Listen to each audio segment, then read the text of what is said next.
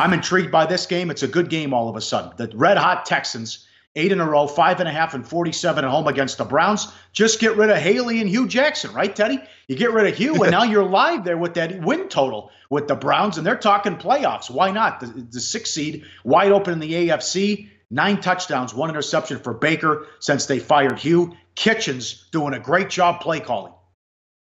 Yeah, no question about it. And when you watched, if you watched Cleveland against Cincinnati last week, you saw, I mean, it wasn't close. The Browns were the better team on both sides of the football from the opening kick. We saw that the previous game at home against Atlanta. And yeah, they caught the Falcons in something of a flat spot, but from the opening kick, the Browns were the better of the two teams on both sides of the field. So the biggest question that for Cleveland in my mind this week is not how good they are. We know that the Browns are, they're decent. They're certainly better than their season-long power ratings would indicate. You fire Jackson, you fire Haley, all of a sudden Mayfield, 9 touchdowns, 1 interception in 3 games since, and the offense is clicking. The question for Cleveland, are they mature enough to handle success? This team hasn't been winning games and hasn't been winning back-to-back games and hasn't been going on the road and winning back-to-back games. Do they have that level of intestinal fortitude?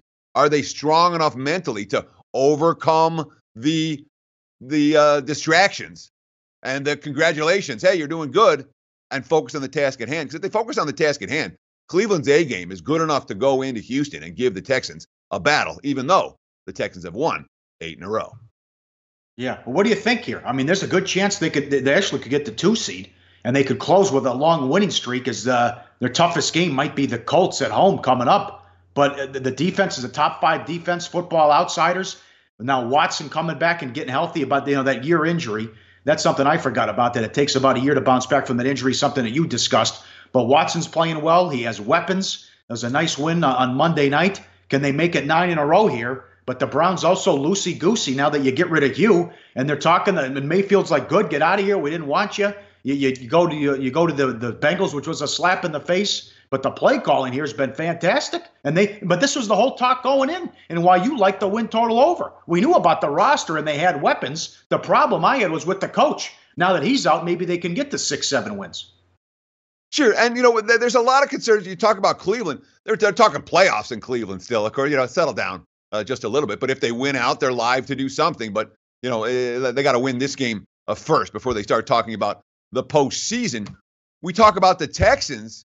And you grade out this roster. I mean, where's the weaknesses right now? We saw the defense step up with a huge goal line stand. And then Lamar Miller with the 97-yard run, his second 97-yard run of his career. The passing game with Watson, there's so much. And defense, strong on the line, strong in the secondary. You look at the Texans, you say, all right, this 8-game winning streak is no accident. It's no aberration. This team is as loaded as we thought they were. But the one thing they haven't done, they haven't been winning by margin, and that's been fairly consistent throughout the Bill O'Brien era. Their last dozen tries at -3 or higher, yeah, they covered on Monday night. That was only the 3rd time they've done that in their last 12 tries. 3-8-1 against the number at -3 or higher. That's not a track record of success for the Houston Texans on a short week in this particular role. Like the show? Help us keep the lights on. Please make sure to comment, share, and subscribe to all the Sportsbook Review videos. Thanks so much. Best of luck. Enjoy the games.